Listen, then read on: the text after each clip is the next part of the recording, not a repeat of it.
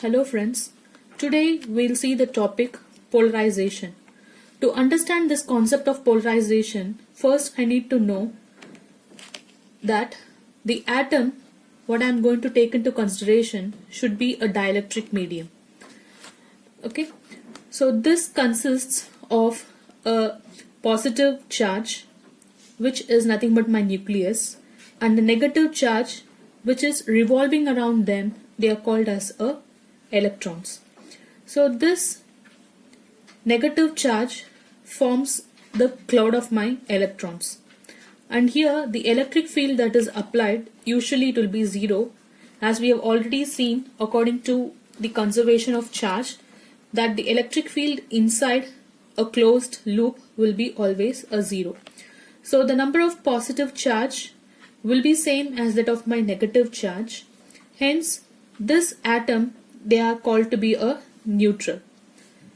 And due to the property of symmetry, both your positive and the negative charges, they are assumed to have a same amount of charge when they are coinciding at the center.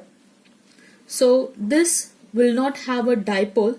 So this atom is called as an unpolarized atom. Okay.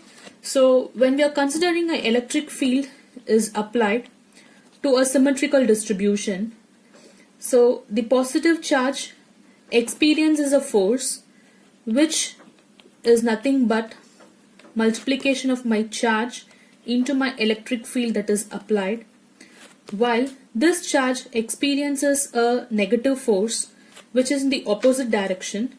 So I'll be introducing a term minus. Okay.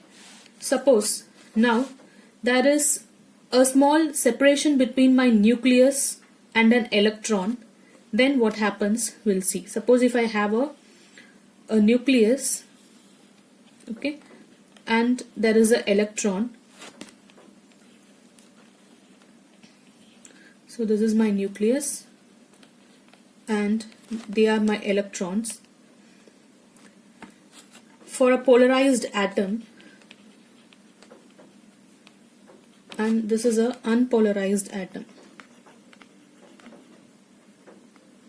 Okay, so for a polarized atom, there is a condition that the nucleus and your electrons need to be separated.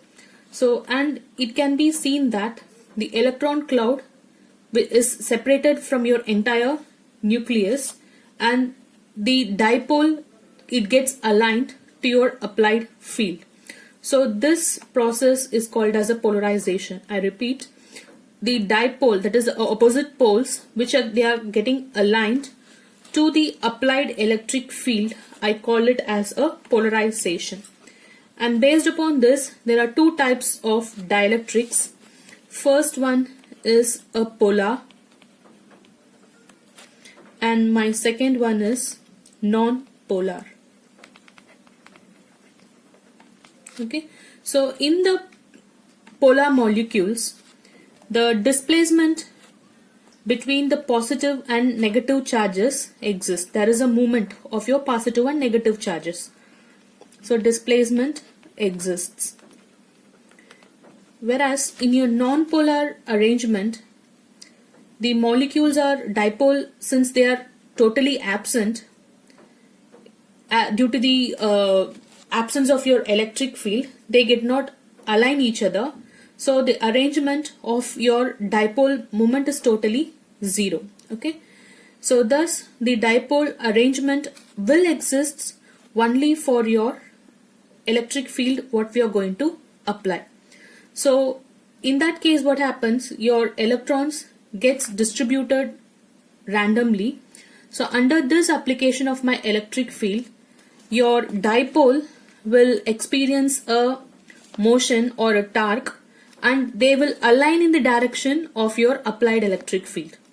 So this is called as your polarization of your molecules. Okay, so now what we have seen, what is an unpolarized atom?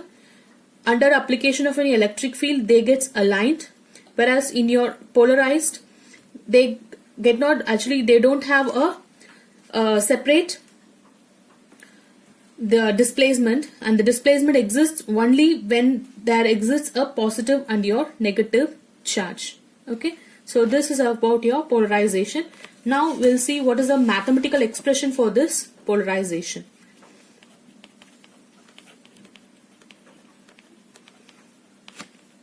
Okay, so now, since as we have seen that dipole is formed because of my polarization, that is aligning themselves due to the applied electric field, I'll be having the dipole moment, which is expressed in terms of P.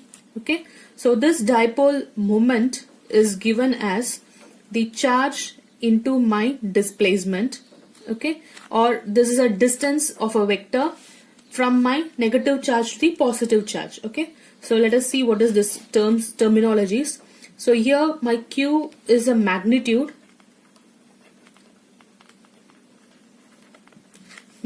of one of the two charges. Okay, magnitude of charges. Your D is nothing but your distance vector.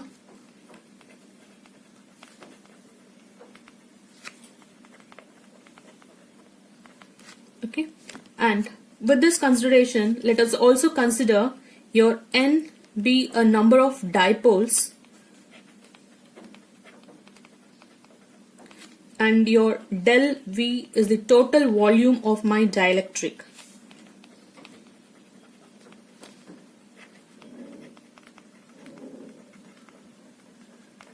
And now this N will give me the multiplication of this two. Okay, so which is N into del V.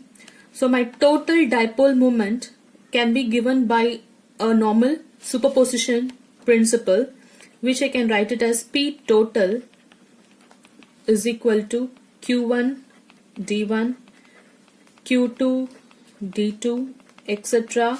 up to my Qn Dn. So simply I can just express it as I is equal to 1 into my total number of terms del NV, okay, which is nothing but Qi into Di. Okay, so now this polarization with this formula I can just define as the total dipole moment per unit volume, which means P is equal to, I have to apply a volume into this. If I need to apply a volume, I have to go for an limit del tends to V, that is equal to 0 for my entire expression, which is summation of I equal to 1 to N del V Qi Di for my del V. Okay, so this is the entire expression for my polarization, and again I tell it is defined as the total dipole moment per unit volume, and it is expressed as Coulomb per meter square. Okay, so this is a polarization.